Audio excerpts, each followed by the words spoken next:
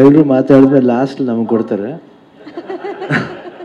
ಏನು ಮಾತಾಡಬೇಕಂತ ಗೊತ್ತಾಗಲ್ಲ ಒಂದ್ಸತಿ, ಏನು ಬ್ಲ್ಯಾಂಕ್ ಆಗ್ಬಿಡ್ತೀವಿ. ಯಾಕಂದ್ರೆ ಇಡೀ ಎಲ್ಲರೂ ಮಾತುಗಳನ್ನ ಕೇಳಿ ಕೇಳಿ ಕೇಳಿ ಇವ್ರ ಎಕ್ಸ್ಪೀರಿಯನ್ಸ್ ಒಬ್ರು ಹೇಳ್ತಾರೆ ನಿಮ್ಮಿಂದ ನಾವು ಇನ್ಸ್ಪೈರ್ ಆಗೋದು ಅಂದರೆ ನಮ್ಗೆ ಅಷ್ಟೊಂದು ವಯಸ್ಸಾಗೋಯ್ತಾ ಇವಾಗ. ಓಕೆ ಇದಲ್ಲ ಐಮ್ ಸೇಯಿಂಗ್ ನನ್ನ ಫೀಲಿಂಗ್ ಹೇಳೋದು.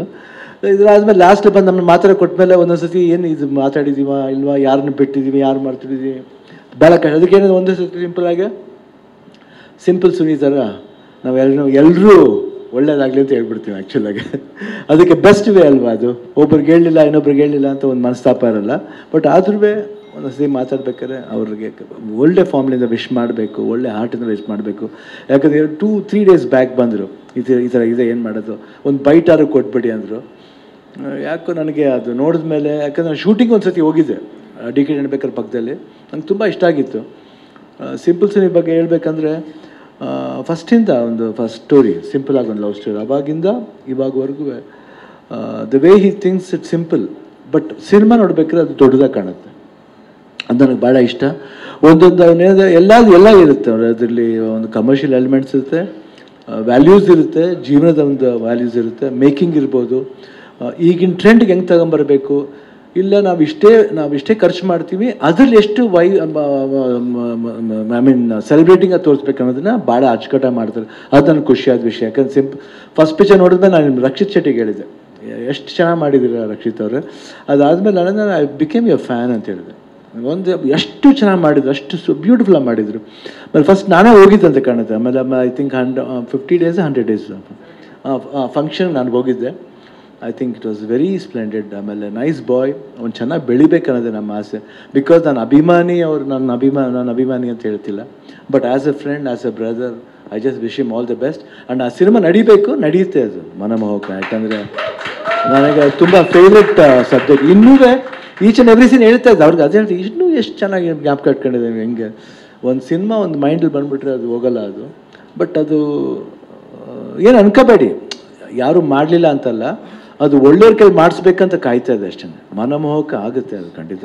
ಯಾಕಂದ್ರೆ ಅವ್ರ ಆಸೆ ಏನೇನೋ ಇತ್ತು ಆ್ಯಕ್ಚುಲಾಗಿ, ಐಶ್ವರ್ಯ ರಾಯ್ ತರಬೇಕು, ಐಶ್ವರ್ಯ ರಾಯ್ ಕೈ ಮಾಡಿಸ್ಬೇಕು ಒಂದು ಪಾತ್ರನ. ಅದು ಏನು ಮೈನ್ ಲೀಡ್ ಅಲ್ಲ, ಒಂದು ಪೋರ್ಷನ್ ಆಫ್ ದ ಪಾರ್ಟ್ನ. ಏನೇನೋ ಐಡಿಯಾ, ವೆರಿ ನೈಸ್ ಫಿಲಮ್. ಇವತ್ತು ಹೇಳ್ತೀನಿ, ಆ ಪಿಕ್ಚರ್ ಬಂದರೆ it will be amazing film ಆಗುತ್ತೆ.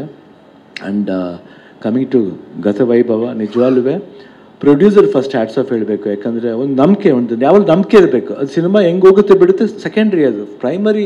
ಒಬ್ಬ ಮನುಷ್ಯ ಮಾಡ್ತಾವನು ಅವನ ಆಸೆ ತೀರಿಸ್ಬೇಕು ಅನ್ನೋದಿದೆಯಲ್ಲ, ಅದು ಭಾಳ ಅವ್ರು ಕೇರ್ ಮಾಡಿದೆ, ಚೆನ್ನಾಗಿ ಮಾಡಬೇಕಂತ ಒಂದು ಆಸೆ ಪಟ್ಟು ಅನ್ನೋ ಒಂದು ಟೀಮ್ ಫಾರ್ಮ್ ಮಾಡಿ ಒಂದು ಹೊಸ ದುಷ್ಯಂತ್ ಅಂತ ಒಂದು ಹೊಸ ಹುಡುಗನ ಇಂಟ್ರೊಡ್ಯೂಸ್ ಮಾಡಿದ್ದು. ಆಮೇಲೆ ಅವರು ಅಷ್ಟೇ ತುಂಬ ನನಗೆ ಫಸ್ಟ್ ಸಿನಿಮಾ ಅಂತ ಅನಿಸ್ಲೇ ಇಲ್ಲ. ಅವರ ಶ್ರದ್ಧೆ ಇರ್ಬೋದು, the way he has acted, each and everything. ಬನ್ನಿ ನಿಜವಾಗ್ಲೂ ಭಾಳ ಅದ್ಭುತವಾಗಿ ಮಾಡಿದ್ದಾರೆ. ನಾನು ಐ ಆಮ್ ನಾಟ್ ಜೋಕಿಂಗ್, ನಿಜವಾಗ್ಲೂ ಐ ಕ್ಯಾನ್ ಸಿ ದಟ್. ಯಾಕಂದರೆ ಇದು ಈಸಿಯಾದ ಪಾತ್ರ ಅಲ್ಲ. ಒಂದು 4 ಇವ್ರು ಯಾರೋ ಹೇಳಿದ್ರಲ್ಲ ಅಂತ, ಐ ಥಿಂಕ್ ದೀಪಕ್ ಅವರು ಹೇಳಿದ್ದು ಈ ಥರ, ಅಪ್ಪಾಜಿ ಆದಮೇಲೆ ಕಮಲ್ ಹಾಸನ್ ಅವರು. ನನಗನ್ಸುತ್ತೆ ಅದು ಆದಮೇಲೆ ನಿಜವಾಗ್ಲೂ ಅನಿಸುತ್ತೆ ಎಸ್ ಅಂತ ಅನಿಸುತ್ತೆ. ಯಾಕೆ ಮೊದಲನೇ ಸಿನಿಮಾದಲ್ಲಿ ಇಷ್ಟೊಂದು ಟ್ಯಾಲೆಂಟ್ ತೋರ್ಸೋಕ್ಕಾಗಲ್ಲ. ನನಗೆ ಅಟ್ಲೀಸ್ಟ್ 3 ಸಿನಿಮಾ ಕಂಟಿನ್ಯೂಸ್ ಬೇರೆ ಥರ ಬಂತು. ಆಮೇಲೆ ಇವಾಗ ಇದೆಲ್ಲ ಆಗಿ 40 years ಆದಮೇಲೆವರೆಗೂ ನನಗೆ ಬಂದಿದ್ದ ಭಾಗ್ಯ ಅಂದರೆ ಎಲ್ಲ ಹೊಸ ಡೈರೆಕ್ಟರ್ಸ್ ಬರ್ತಾರೆ, ಹೊಸ ಮೂಡ್ಸ್ ಹೇಳ್ತಾರೆ. ಅದು ಏನಾಗುತ್ತೆ ಬಿಡುತ್ತೆ ಗೊತ್ತಿಲ್ಲ, ಬಟ್ ಒಂದು ನಂಬಿಕೆ ಇಡಬೇಕು. ಯಾರೇ ಆಗಲಿ ನಂಬಿಕೆ ಇಡಬೇಕು. ನಾವು ಬ್ರ್ಯಾಂಡೇ ಹೋಗ್ತೀವಿ, ಬ್ರ್ಯಾಂಡೇನೋ, we should not go behind brand. ನಾವು ಅನ್ಕೋಬೇಕು ನಾನೇ ಒಂದು brand, why should I go behind the brand ಆಗುತ್ತೆ, ಅದು ತಾನಾಗಲೇ ಆಗುತ್ತೆ. ಯಾರು ಗೊತ್ತು, ನಾಳೆ ಸುನಿನೇ ಒಂದು ಟಾಪ್ ಡೈರೆಕ್ಟರ್ ಆಗ್ಬೋದು. ಇಲ್ಲಾಂದ್ರೆ 45 ಅರ್ಜುನ್ ಜನ್ಯ ಒಂದು ಮ್ಯೂಸಿಕ್ ಡೈರೆಕ್ಟರ್ ಬಂದು ಒಂದು ಸಿನಿಮಾ ಮಾಡಬೇಕಂದ್ರೆ ರಿಯಲಿ ಅವ್ರು ಹೇಳಿದ್ರು, ಬೇರೆ ಸಿನಿಮಾ ಸಬ್ಜೆಕ್ಟ್ ಕೊಡ್ಬೇಕು. ನಾಳೆ ಅಯ್ಯೋ ದಡ್ಡ ಯಾಕೆ ಮಾಡ್ತೀಯ, ಮಾಡೇ ಡೈರೆಕ್ಟ್ ಮಾಡೇ ನೋಡೋಣ ಬಿಡೋಣ ಅದು. ಬಟ್ ಭಾಳ ಅದ್ಭುತ ಮಾಡ್ತಾರೆ. ಆ ರೀತಿ ನಂಬಿಕೆ ಇಡಬೇಕು.